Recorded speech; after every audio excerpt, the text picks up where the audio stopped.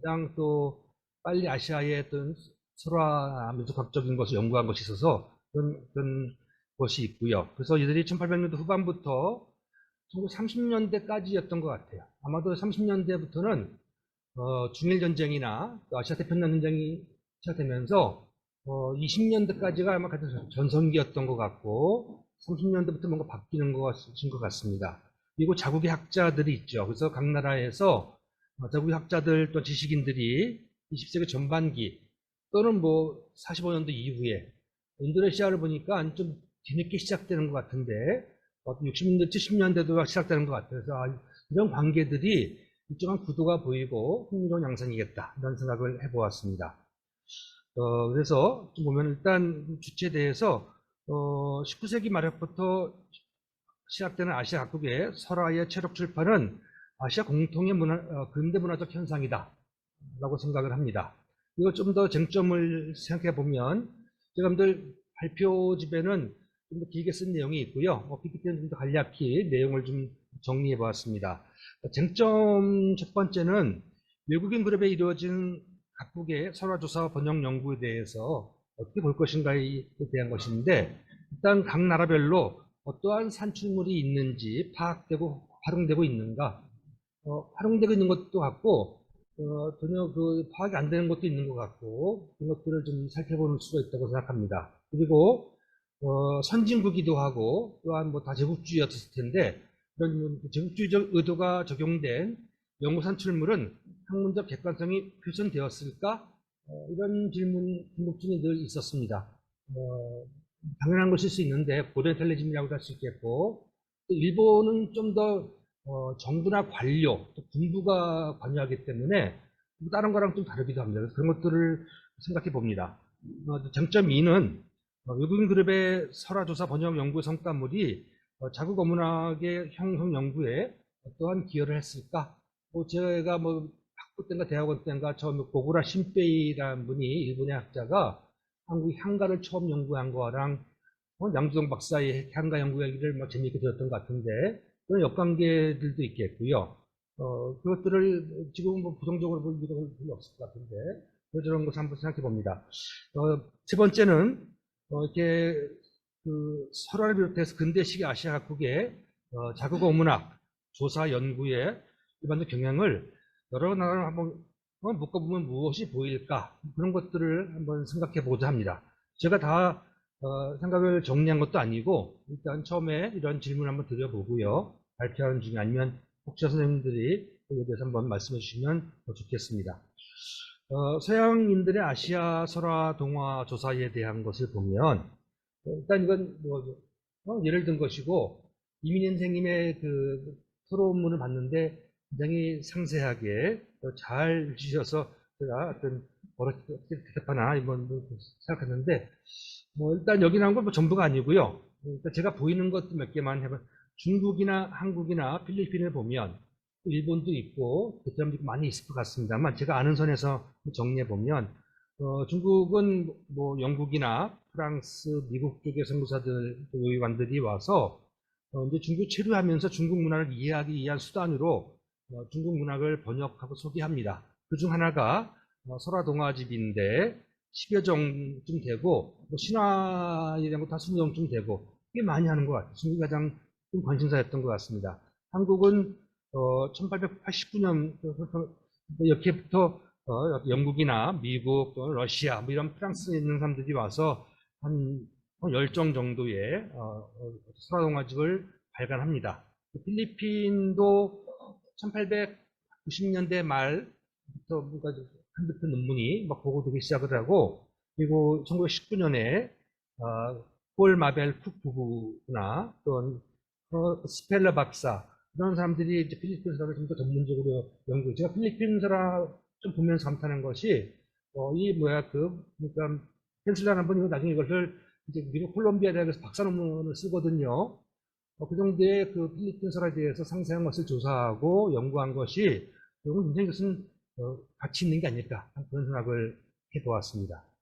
그다음 일본인들인데요. 자국의 것도 했지만 일본은 빠르게 이제 그 아시아 식민지를 삼으면서 한국이나 또 타이완 쪽의 것을 인간 학자들도 했지만 총독부나 또 정부 관료들이 이렇게 조사를 해서 문화 통치나 이런 것에 합의를 했습니다. 예, 그래서 예, 예, 이런 것도 흥미롭고요. 그래서 일본인들의 것은 총독부나 관료들이 관여를 했다는 것 특징인 것 같고, 그것이 민간 출판사를 통해서 또한 발간이 되고 세계 동화집 이런 걸로 이제 보고가 되거든요. 저는 그것이 일종의 세계 문학사에 아시아의 어떤 설화 것이 편입되는 게 아닌가 이런 생각을 해보았습니다.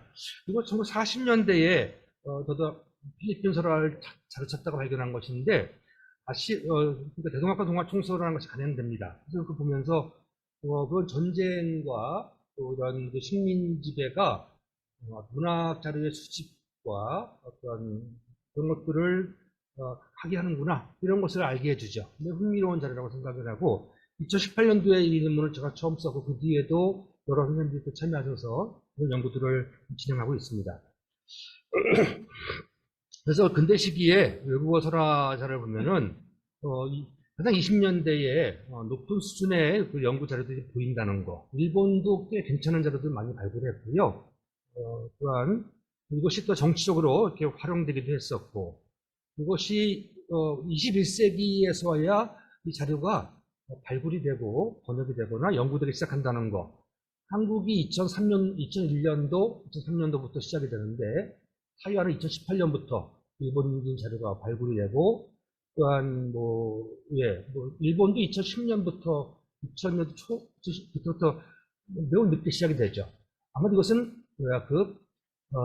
포스트 콜로니얼리즘, 탈식민주의 이런 것과 연관이 있다고 생각합니다. 그래서 이런 것들 좀 더 우리가 작품에 대한 얘기, 역사성, 또 근대 아시아 무형문화자산의 관점에서 연구하는 것이 필요하지 않을까 이런 생각합니다. 이제는 외국 문학이 아니라 아시아 공통의 문화자산이라는 관점이 우리에게 좀 더 관심을 모을 수 있고 연구의 계기가 되지 않을까 그런 생각합니다. 제가 시간이 이게 10시 40분까지죠. 10시 20분까지 이제 쭉 넘어가겠습니다.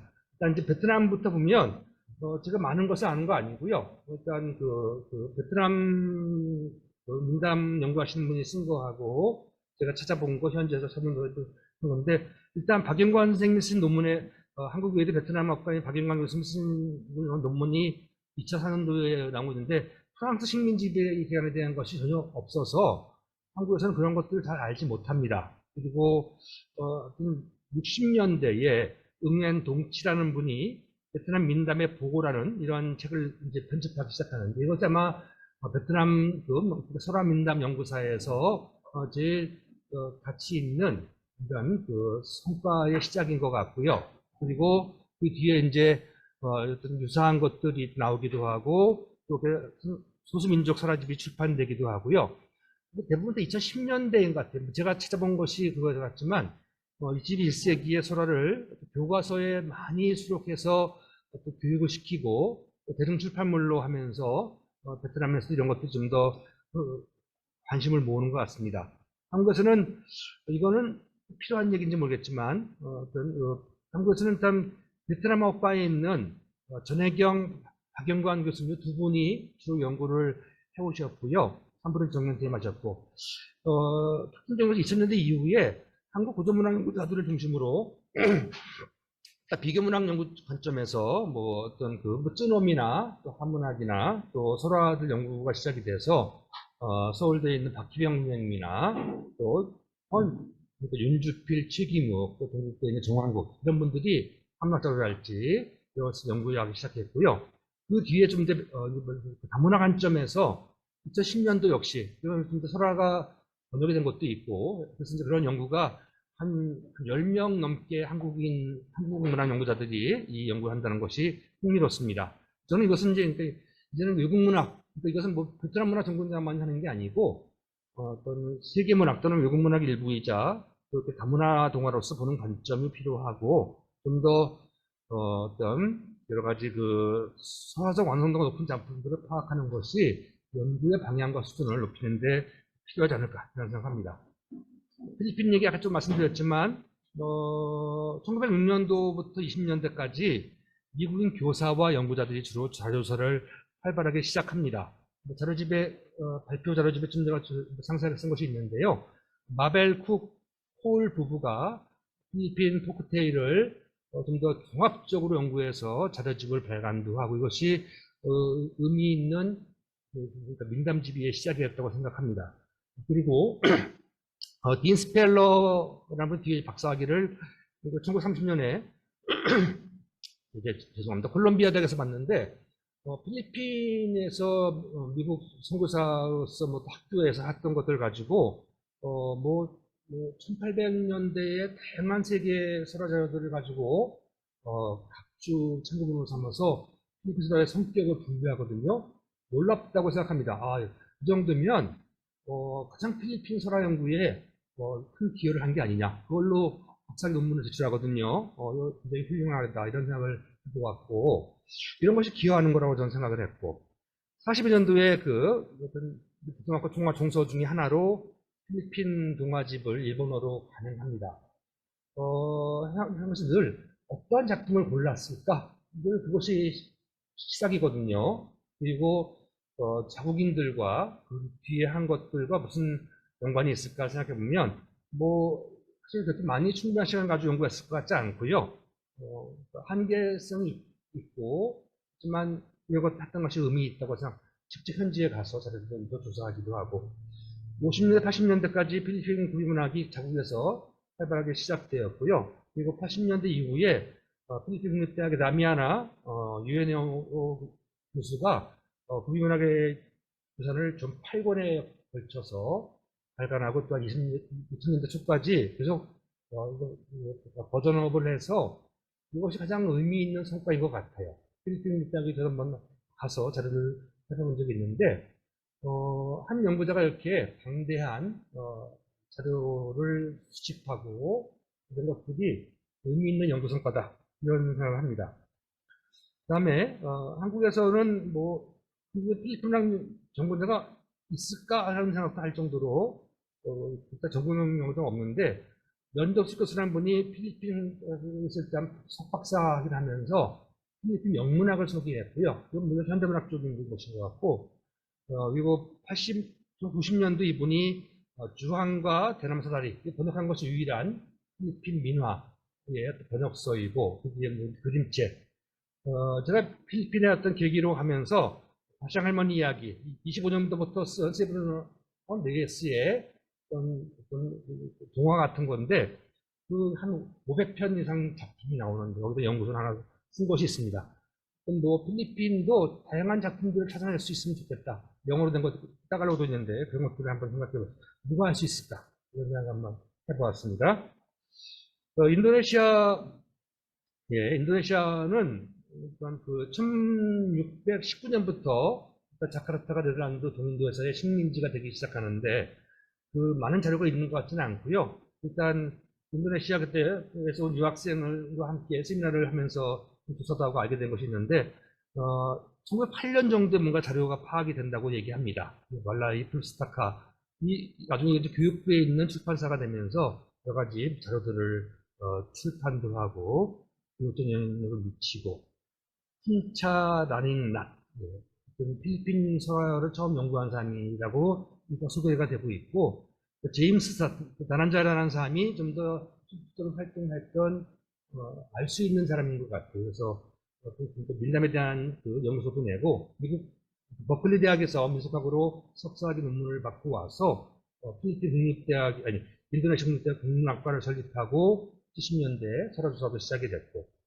그다음에 이제 흥미로운 것은 요 78년도부터 그러니까 인도네시아 교육문화부가 그런 데 지원을 하면서 34개 지방 정부가 있는데 여기 굉장히 넓은 나라고 언어도 많고 정말 다양하거든요. 근데 그거에 대한 이제 연구를 시작을 해서 50권의 그 한국문학 지면 국문학 대계 같은 작품이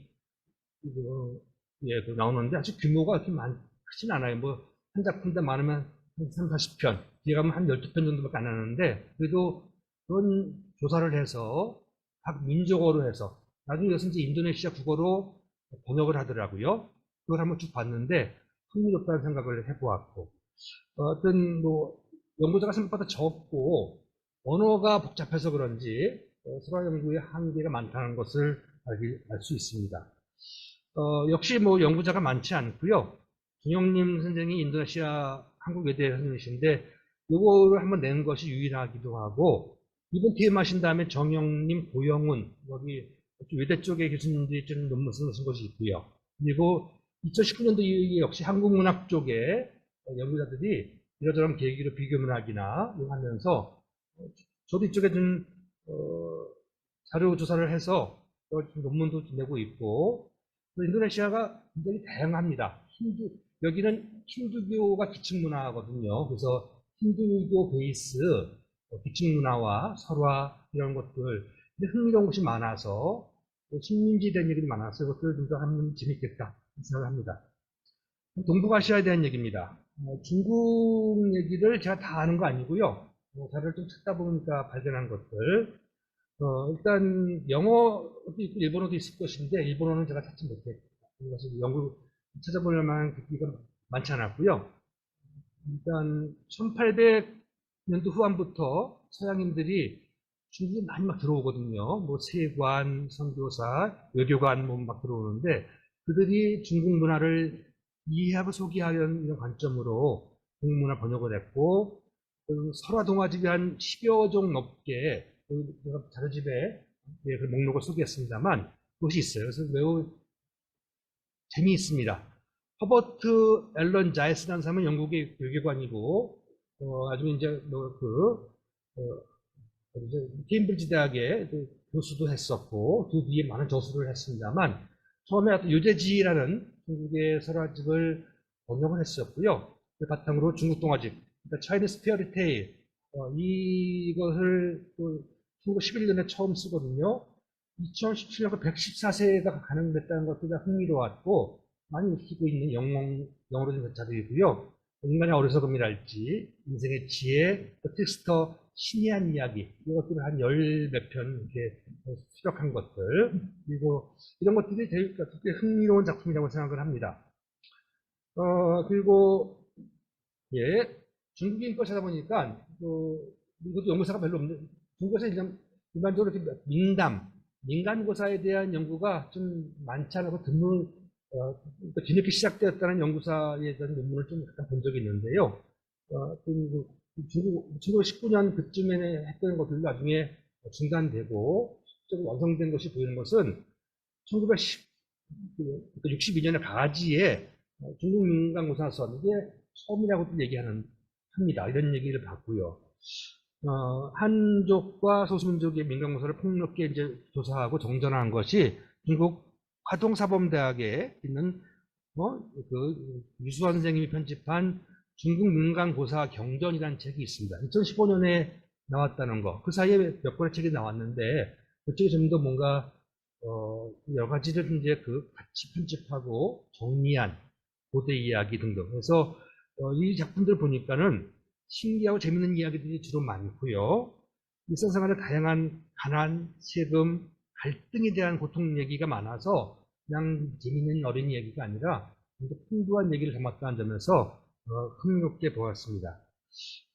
타이완 쪽에 제가 중앙성공대학에 한번 발표하면서 알게 되는 것도 있었고, 뭐 그것 때문에 조사한 것이 있었는데, 찾아보니까 일본이 1920년대부터 대만 총독부 경찰청을 통해서 원주민, 그러니까 생번이라고도 얘기하는데, 거산족이라는 말도 안 쓰면 원주민이라는 말을 쓰라는 얘기를 제가 들어서 원주민 전선집을 하는, 이것은 원주민 관리를 위해서 원주민의 성화를 조사한 것이 계기가 되어서 이런 원주민 전설집이 나오게 되고, 그러니까 니시오카 히데로라는 사람이 일본의 이와야 사자나미의 뭐 제자 같은 사람인데, 그 사람이 이제 타이완에 살다가 타이완에 했던 작품을 정리하면서 현재 꽤 많은 작품을 보고한 것이 나중에 이제 일본의 세계 동화 대기랄지 이런데 보고되어서 일본 문학 하나로서 소개된 것들도 흥미로운 것 같아요. 그리고 제가 발견한 것은 1969년에 왕시장이라는 사람이 대만 민간문학의 왕, 이렇게 여기 이어지는 사람들, 그분이 했던 걸 비교해 보면 어떤 원주민 이야기가 대부분 사라지고 한족들 이야기, 또 보편적인 것이 많아지는 것을 대비할 수 있는 것이 보였습니다. 그리고 예, 그래서 이런 것들을 오늘 뭐 치마승 교수님이나 뭐 대만 발표하신 분들이 예, 여러 분 계셔서 이것이 뭐 또 저희가 좀 더 대화연대 쪽의 얘기를 공부하게 되는 한 계기가 될 거라고 생각합니다. 그래서 2015년도 이후에야 일본과 대만에서 일본이 했던 자료들을 그때부터 이제 발굴하고 들여다보기 시작하더라고요. 리쇼카 얘기도 그때부터 연구자가 시작이 되고, 그래서 뼈놓기 시작한다는 것이 특징이다. 그리고 오늘날 대만 원주민 설화에 대한 이야기, 또한 대만의 향토문화적 특징이랄지 대만의 정서를 보여준 작품이 무엇일까? 그러니까 나이 보니까 내일 보니까 두 분 소원의 선생님이나 나이 선생님도 뭐 학가, 뭐 객가의 문학 얘기도 하시고 또 대만 원주민 얘기도 하시는데 그런 것들을 저희는 모르고 있는데 그런 얘기 좀 얻어 들으면 우리가 공부하는데 도움 될 거라고 생각합니다. 일본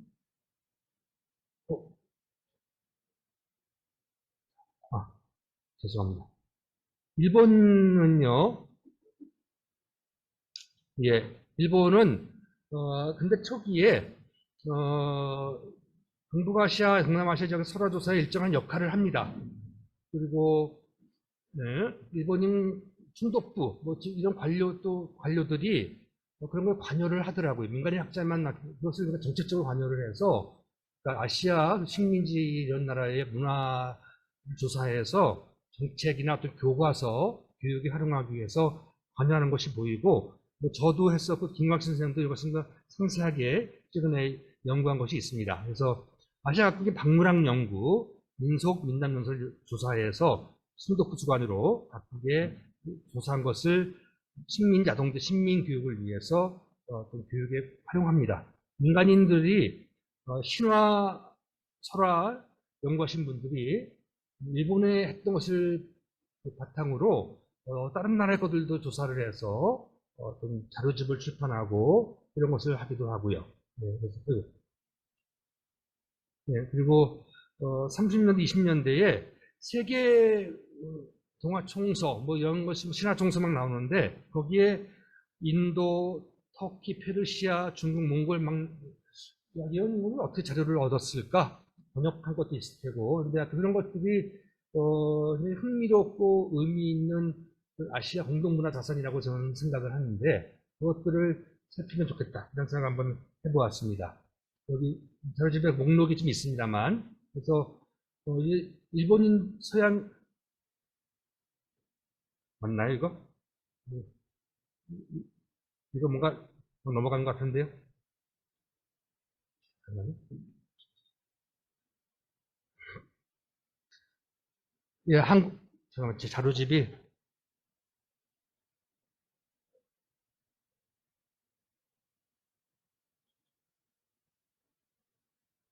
뒤에가 잘렸는가 본데요. 죄송합니다. 나머지 제가 파일을 확인했는데, 뭐가 제가 그 뒤에, 여러분들, 뒤에 보겠습니다. 그래서, 그렇고요 서양인들의 한국 설화에 대한 얘기, 예, 맞죠? 예.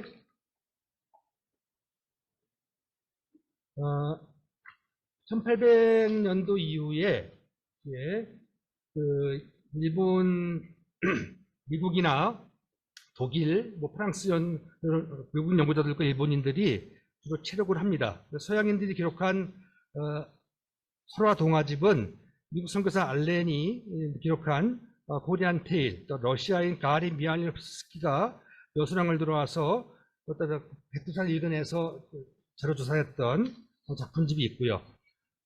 가린의 이야기를 보면서 느낀 것은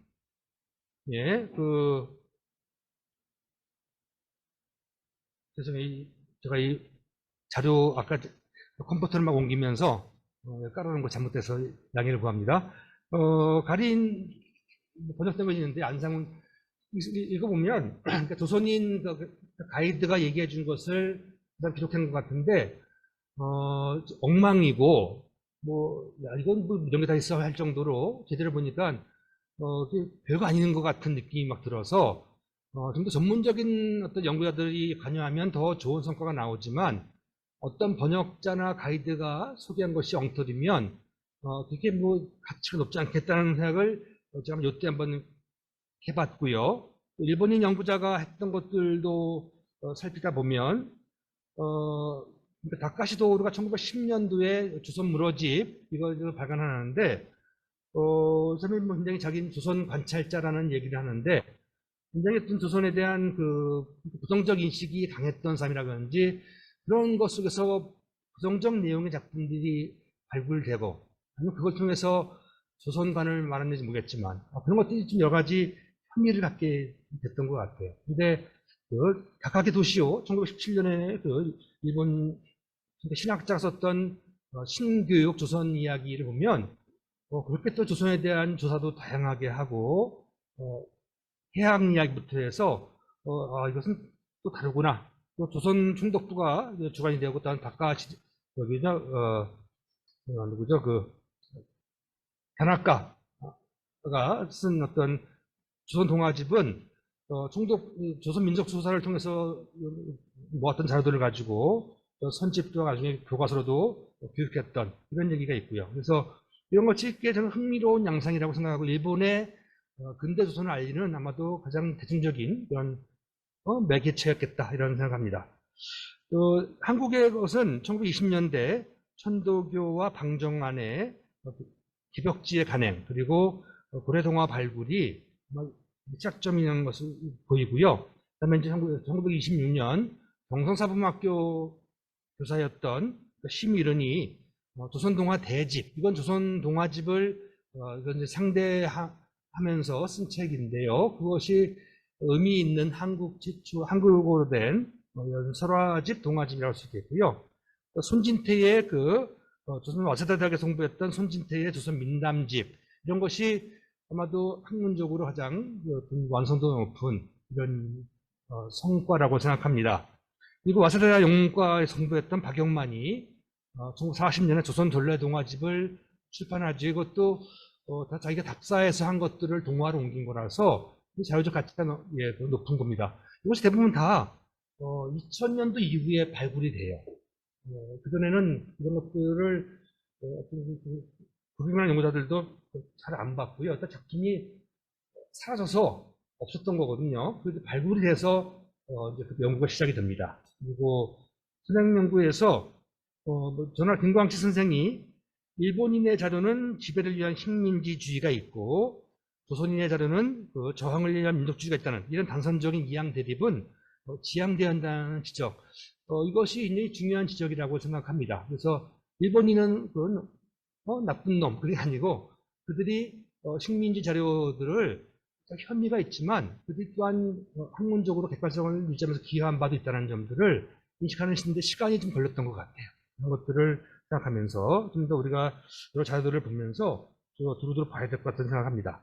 그리고 한국에서는 20세기 후반부터 세계 아동문고나 이런 아시아 동화집을 연구하기 시작하죠. 이것도 후대의 이야기 제가 써놨습니다만 1959년부터 62년까지 계몽사에서 세계 소년 문학전집을 출판하는데 아마 1920, 30년대 일본에서 나왔던 그런 어떤 세계 아동 통서 이것들 아마 번역한 것일 거라고 생각을 해요. 조은혜 교수님이 발표한 내용도 이런 얘기가 좀 나올 텐데 수학관이랄지 그런 것들의 번역인 경우가 많아서 좀 한계를 보여주는데 1980년대에 와서야 창비에서 세계 아동문고라는 시리즈를 내는 거기 아시아계 한 12권 정도가 나오는데 전 18권 중에서 그거는 다 한국인 연구자나 그 작가들이 번역을 직접 한 거거든요. 그래서 아동문고가 아니라 사실은 어린이 문장으로 어린이는 아닌 아무튼 아동을 대상으로 했다고 하지만 그렇게 여러분들 아시아의 어떤 이야기를 처음 했고 2010년 이후로 다문화 동화집, 다문화 동화집이 이제 발간됩니다. 이것들이 한국형 또는 아시아 동화 총서 이 어떤 현주소라고 생각을 해요. 그래서 다문화 동화는 연구자들보다는 오히려 한국에 온 결혼 이주민들을 이제 매개로 해서 조사도 하고 또 출판도 한 이런 것도 의미 있는 것 같고, 그래서 이러한 어떤 10년대에 주로 그죠? 이런 것들이 의미가 있고요. 엄마 나라 동화, 아시안 허브도 흥미롭고 다문화 구비문학 대계도 의미 있는 성과라고 생각합니다. 마지막 장입니다. 4장에 보시면 아시아 설화 동화의 조사에 대한 기대와 전망인데요. 현재 큰 제목만 읽겠습니다. 아시아 설화는 문화소통의 매개체이고 우리 사회의 문화적 다양성을 높이는 데 기여할 거라고 생각합니다. 한국문학교육학회에서 발표하는 거 보니까요. 한국 문화만 얘기하지 않고 외국 문화, 세계문화라는 말도 쓰지 말자는 기조발표가 있던데, 그러니까 외국 문화들과 함께 일정한 관계, 일정한 텍스트를 소개하면서 한국 문화 교육도 했으면 좋겠다. 이런 것들도 새롭게 봤던 것 같고요. 아시아 얘기도 마찬가지인 것 같아요. 이제는 외국이나 특수한 게 아니라 공동체라는 생각을 하면서 우리 사회 문화적 다양성을 높이는데 이런 설화를 공부하고 다문화 동화는 우리 안에 들어온 아시아인들이거든요. 그래서 이런 아시아 설화가 우리에게 어떤 다문화 이해의 기회를 제공할 것이다 생각합니다. 그다음에 공동체의 여러 다양한 아시아적 경험을 할 수 있는 그런 기회가 될 것이고 어떤 세계 시민의식을 하는데도 어떤 도움이 될 것이다 이런 생각합니다. 예, 그 다음 장, 예, 2번은 이제 문화자산으로서의 아시아 설화를 좀 더, 저는 아시아 설화를 아시아 무형 문화자산 유산이라는 개념으로 그러니까 지역 공동체 구비문화라고 여기면 그것은 타자로서 문학이 아니라고 생각을 해요. 그래서 이건 베트남 문학 연구자, 타이어 문학 연구자만 하는 게 아니라 아시아 공동체라고 생각하면 이건 누구나 할 수 있는 거잖아요. 그죠? 그런 관점에서 좀 더 폭넓게 연구하는 것이 우리의 시야를 좀 넓히고 다양한 문학적인 어떤 얘기를 할 수 있는 거라고 생각해서 가장 이런 아시아의 환경제 이야기 또는 생태 이야기랄지 동물보호담 이야기랄지 전쟁심리 이런 것들을 우리가 한국 사람만 한정하지 않고 좀 더 아시아와 무형문화 자산이라는 관점으로 보면 다양한 것들을 발견할 수 있을 것 같아요. 전공의 벽에 갇히지 않는다고 생각을 하고. 그 다음 장입니다. 3. 공동협업연구인데요. 결국은 이것이 굉장히 벽인데, 전공만 한정하지 않고요. 공동연구나 협업연구나 한국에 온 유학생들을 같이 하면서 우리가 좀 더 비교문학이나 아시아 문학을 좀 더 효율적으로 할 수 있지 않을까 이런 생각을 합니다. 이상 발표를 마치겠습니다. 네, 감사합니다.